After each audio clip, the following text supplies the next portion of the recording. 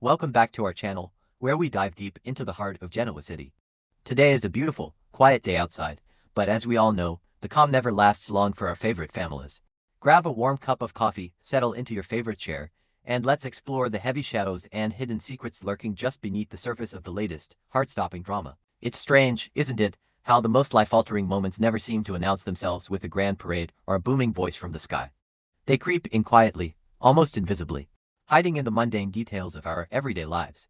I find myself thinking so deeply about this as I look at the current situation unfolding at Memorial Hospital. There is a profound, almost suffocating silence that settles over a hospital room late at night. The rhythmic, mechanical beeping of the heart monitors. The harsh, sterile smell of antiseptic that never quite leaves your nose. The pale, unforgiving fluorescent lights that cast long, ghostly shadows against the walls. It's an environment designed for healing, yet it so often becomes a theater for our deepest vulnerabilities and darkest secrets. And right now, lying in the center of this sterile universe, is Malcome. Seeing him like this, it just breaks my heart. We all know Malcome as this vibrant, dynamic force of nature. A man whose lens captured the very soul of Genoa City, whose smile could light up the darkest corners of a room. To see him so still, so incredibly fragile, tethered to life by a tangle of wires and tubes. It's a jarring, painful reminder of how quickly everything can change. It makes you realize how delicate the thread of life truly is, and how fiercely we must guard it. But the tragedy of Malcome's condition is only the surface. The visible tip of an iceberg that threatens to tear the very fabric of Genoa City apart. As I sit here, trying to process the sheer gravity of what is happening, my mind keeps drifting to Nate. Poor, burdened Nate. He is standing at the precipice of an impossible situation, wearing the heavy mantle of a healer while the crushing weight of family loyalty bears down on his shoulders. Nate has always been a man defined by his intellect, his steady hands, and his unwavering moral compass. We've watched him navigate the treacherous waters of the corporate world and the high-stakes environment of the operating room, but this is different. This isn't just a patient, this is family. This is history. As Nate checks Malcome's vitals, adjusting the 4 drips and studying the complex data on the monitors, you can almost see the exhaustion etched into the lines of his face. He is fighting a war on a microscopic level, trying to coax Malcome's battered body back from the brink, and this is where the knot in my stomach tightens. Nate's battle is no longer confined to the medical realm. The sanctuary of the hospital has been breached by the toxic, sprawling war that is currently consuming the Newman family. You see, while Nate is desperately trying to save a life, someone else in that very room has just stumbled upon a secret that could destroy an empire. Simmons. I have to admit, my feelings about Simmons have always been a bit complicated. He's one of those figures who operates in the periphery, quietly observing, moving through the background while the titans of Genoa City clash. But right now, Simmons is standing at the dead center of a hurricane. It started so innocently, a simple, almost respectful task. Going through Malcome's personal belongings. Sorting through the tangible remnants of a man's life while that man fights for his next breath. It's a sobering responsibility, packing away someone's clothes, their wallet, the little trinkets they carry with them. But as Simmons's hands moved through Malcome's things, they brushed against something unexpected. A hidden compartment in a weathered leather bag. I can almost picture the moment. The slight hesitation, the curiosity that inevitably overpowers the sense of privacy. Simmons pulling out a folded, slightly yellowed document, the heavy, crisp feel of the paper, the dense, formal legal jargon printed on it, and then, the realization. It wasn't just a letter. It wasn't a medical directive, it was a will. A secret, carefully concealed will. And as Simmons's eyes scanned the lines of text, the words must have felt like physical blows. Because this document, this quiet, unassuming piece of paper, contained explosive, earth-shattering information about the ownership of a significant portion of the Newman Empire. I honestly had to pause and catch my breath when I realized the implications of this. A piece of the Newman legacy, hidden away in Malcome's belongings. How? Why? The questions swirl in my mind like a violent storm. Victor Newman has spent his entire life building, defending, and ruthlessly controlling his empire. Every share, every asset, every subsidiary is tightly gripped in his iron fist. The idea that a fragment of that colossal power has been floating out there, undocumented, secretly bequeathed or transferred, is nothing short of terrifying. If this information were to get out, if it were to fall into the wrong hands, the consequences would be apocalyptic. And let's be honest about what the wrong hands means right now. The timing of this discovery is almost cruelly poetic. It's as if the universe is playing a sick, twisted joke on the Newman family. Because right at this very moment, the Newmans are fighting a war on multiple fronts. We know the sheer horror of what is happening in Las Vegas. Nick and Adam, two brothers who have spent a lifetime at each other's throats, are currently chained in a dark, subterranean nightmare, at the mercy of Matt Clark's sadistic revenge and Reese's fiery, unpredictable vengeance. The family's resources are stretched to the absolute breaking point. Victor's security forces are delayed, caught in the chaotic web spun by Diane Jenkins's massive deception. The Newman family is vulnerable, they are bleeding, and now. Right here in Genoa City, in the quiet, sterile confines of Memorial Hospital, a new weapon has just been unearthed. A weapon that could dismantle Victor's legacy from the inside out. If Matt Clark were to somehow learn of this will, if he could leverage this secret ownership to tear Newman Enterprises apart while holding Victor's sons captive, it would be the ultimate, devastating victory. The thought alone sends shivers down my spine. Simmons holding that document. You have to wonder what was going through his head. The sheer magnitude of the secret resting in his palms. I can imagine the trembling of his fingers, the sudden, shallow breaths. Does he understand the danger he is now in? Knowledge is power, yes, but in Genoa City, knowledge is also a target painted squarely on your back. Simmons is not a titan. He is not equipped to navigate the lethal crossfire between Victor Newman and Matt Clark. Yet, by merely reading those words, he has become a critical chess piece in a game he never asked to play. He stands there, the ambient noise of the hospital fading into a deafening silence, staring at the paper. Should he destroy it? Should he hide it again? Should he take it to Victor, or does the temptation of power whisper in his ear? It's a deeply human moment of hesitation. We all like to think we do the right thing, the noble thing. But when you are suddenly holding the keys to a kingdom, the lines between right and wrong can blur so very quickly. And this brings me back to Nate, who is mere feet away, totally consumed by the desperate fight to stabilize Malcolm's failing heart. He turns, wiping the sweat from his brow, and he catches a glimpse of Simmons. He sees the shift in the man's posture, the wide, fearful eyes. The way Simmons hastily tries to conceal the document. Nate is incredibly perceptive. He's a doctor. He reads the subtle cues of the human body for a living. He knows instantly that something has changed in the room. The atmosphere has grown thick, heavy with an unspoken truth. And suddenly, Nate is thrust into a terrifying, impossible dilemma. On one hand, he has an oath, the Hippocratic Oath. His sole focus, his absolute duty, is to the patient lying before him. Malcolm needs him. Every ounce of Nate's concentration, his medical expertise, his emotional fortitude must be directed toward saving Malcolm's life. But on the other hand, Nate is inextricably tied to the Newman family. He knows the stakes. He knows the war that is raging. If he senses that Simmons has uncovered something dangerous, something that could tip the scales in the brutal conflict against Matt Clark, does he have an obligation to intervene? It's a truly agonizing choice. I feel a deep, aching sympathy for Nate in this moment. How do you compartmentalize that kind of pressure? If he stops to confront Simmons, if he demands to know what the secret is, he takes his eyes off Malcolm's precarious vitals. A few seconds of distraction could cost Malcolm his life.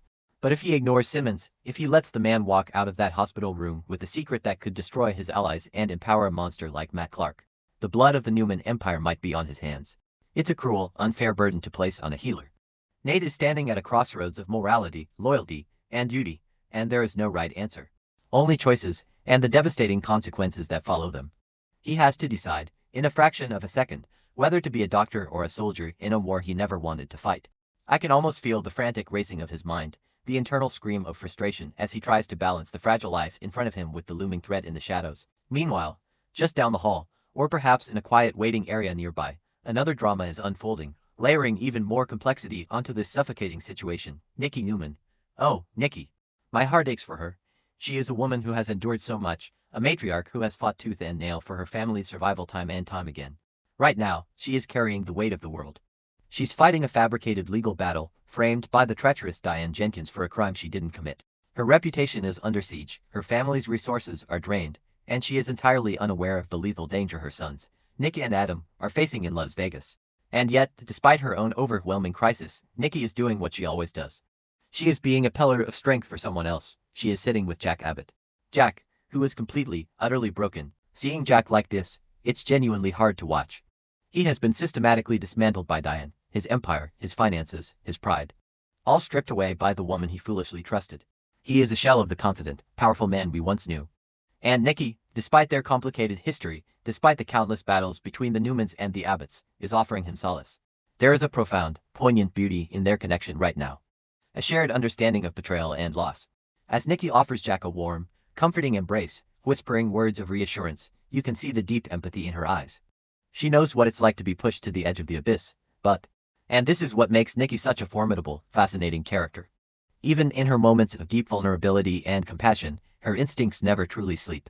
The Newman radar, as I like to call it, is always scanning, always alert. As she comforts Jack, her sharp eyes catch movement. She sees Simmons. Perhaps he's pacing the hallway, or perhaps she caught a glimpse of him through the half-open door of Malcolm's room. Whatever it is, something about his demeanor triggers an alarm in Nikki's mind. She notices the nervous energy radiating from him. The way his eyes dart around, the way his hands seem to twitch with an anxious, suppressed panic. Nikki is a survivor. She knows what guilt looks like. She knows what a person looks like when they are carrying a secret too heavy for their soul. And she begins to wonder, why is Simmons so intensely focused on Malcolm's belongings? What is he looking for? What has he found? It's a subtle shift, but it's brilliant to watch. You can see the gears turning in Nikki's mind. Even while she is gently stroking Jack's back, offering him the emotional anchor he so desperately needs, a part of her brain is already calculating, analyzing, preparing for a new threat. She doesn't know about the secret will, of course. She doesn't know about the Newman Empire shares. But she knows that in Genoa City, a nervous man in a hospital room is never just a coincidence. It's always a preamble to disaster. And disaster, it seems, is exactly what is waiting in the wings. The tension in that hospital room has been building, layer upon layer, like a dark, heavy storm cloud ready to burst. The silence is no longer peaceful, it's pregnant with impending violence. Simmons is still grappling with the monumental secret he holds. Nate is still torn between the monitors and the mystery. And then, the unthinkable happens. It's so sudden, so shockingly violent, that it completely shatters the fragile reality of the room. The door doesn't burst open with a loud bang. No, it's quieter than that, more sinister. A shadow detaches itself from the dimly lit hallway, a stranger. Someone whose face is obscured, whose intentions are entirely malevolent, slips into Malcolm's room. I can barely process the sheer panic of this moment. The hospital is supposed to be a safe haven. It's a place of healing, but the war has breached the walls. The stranger lunges, not at Nate, not at the helpless Malcolm, but directly at Simmons. It's a targeted, ruthless attack. The silence of the room is violently torn apart by the sound of his struggle. The dull thud of bodies colliding, the sharp, terrified gasp escaping Simmons's lips. The clatter of medical trays being knocked to the floor, instruments scattering in the dim light. It's absolute chaos. Simmons is fighting back, but he is outmatched, caught completely off guard by the sheer ferocity of the assault. The attacker is desperate, clawing, striking, trying to wrestle the secret document, the key to the Newman Empire, from Simmons's grasp. My heart is pounding just thinking about the sheer terror of that struggle. In the midst of this violent whirlwind, Malcolm's life support systems are bumped. The monitors begin to blare, a harsh, frantic alarm that cuts through the sounds of the fight. The rhythmic beeping becomes a rapid, panicked screech. Malcolm's fragile hold on life is being literally shaken by the violence erupting inches from his bed. Nate is thrown into an absolute nightmare. The dilemma he faced just moments ago, whether to be a doctor or a protector, is violently resolved for him. He has to be both, simultaneously, and it might be impossible. He shouts, moving to intervene, to protect his patient, to stop the attacker. But the room is small, the struggle is chaotic, and the darkness is disorienting. Simmons takes a brutal hit. You can almost hear the sickening sound of the impact. He crumbles, falling heavily against the cold linoleum floor, gasping for air, clutching his side. Did he hold onto the will? Did the attacker snatch it away? The uncertainty is maddening. The stranger, realizing that Nate is advancing and that the alarms will soon bring security, makes a split-second decision. They bolt, disappearing back into the shadows of the hallway as quickly and silently as they arrived, leaving a wake of absolute destruction behind them. And then, the aftermath. The adrenaline slowly begins to recede, leaving behind a cold, terrifying reality. Nate is left standing in the center of the devastated room. The alarms are still screaming. Simmons is groaning on the floor, injured and terrified. And Malcolm's vitals are crashing. The stress, the physical disruption of the machines, the sheer chaotic energy of the attack has pushed him to the very edge. Nate is entirely alone. He looks around, the heavy realization crashing down on him. He is the only line of defense left. There is no security detail. There is no Victor Newman to swoop in and take control. There is only Nate, a doctor, standing amidst the ruins of a secret war, holding the fragile thread of Malcolm's life in his hands. It's an incredibly profound, deeply isolating moment. Nate must drop to his knees, not in defeat, but to work. He has to stabilize Malcolm. He has to check on Simmons. He has to somehow process the fact that an unseen enemy knows about the secret, knows about the vulnerability, and is willing to kill for it. The burden on Nate right now is unimaginable. He is fighting a war with a stethoscope and a defibrillator, surrounded by enemies he cannot see. The hope of saving Malcolm, which was already hanging by a thread, now feels almost impossibly fragile. Every second counts. Every heartbeat is a victory, every drop in blood pressure a potential defeat. I find myself just sitting back, taking a deep breath, and trying to absorb the sheer emotional weight of what we are witnessing. The writers have woven a tapestry of such intricate, agonizing complexity. We have the grand, sweeping war between Victor and Matt Clark, a conflict that is currently torturing Nick and Adam in a dark basement in Las Vegas. We have the tragic, personal destruction of Jack Abbott at the hands of Diane Jenkins. We have Nikki, caught in the middle, trying to be a beacon of empathy while her family's empire is secretly threatened from within a hospital room. And at the center of it all, we have Nate, Simmons, and Malcome. Three men caught in the crossfire of a legacy that consumes everything it touches. The secret will, that piece of paper. It represents the ultimate truth of Genoa City: power is a curse. It infects the people who hold it, and it destroys the people who seek it. Malcome, in his vulnerable state, unknowingly brought a bomb into the hospital. Simmons, through mere curiosity, pulled the pin. And Nate is left trying to smother the explosion with his own body. It makes you wonder, is the Newman Empire truly worth this much blood? Is the legacy of Victor Newman so sacred that it must be paid for with the lives of the innocent? As Nate works frantically in that dimly lit room, the shadows seem to press in closer, whispering of more violence, more secrets, more pain to come. I honestly don't know how Nate is going to survive this night. He has to be a miracle worker. He has to pull Malcome back from the brink of death, while simultaneously guarding a secret that could alter the destiny of the most powerful family in the city. And he has to do it while knowing that the attacker is still out there, lurking in the dark, waiting for another opportunity to strike. The isolation must be deafening. He can't call the police. That would expose the will. He can't call Victor.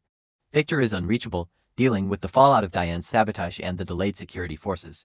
He is truly, utterly alone. As we watch this storyline unfold, I think we are all going to be on the very edge of our seats. The emotional toll on these characters is staggering. You can feel the exhaustion, the fear, the desperate clinging to hope.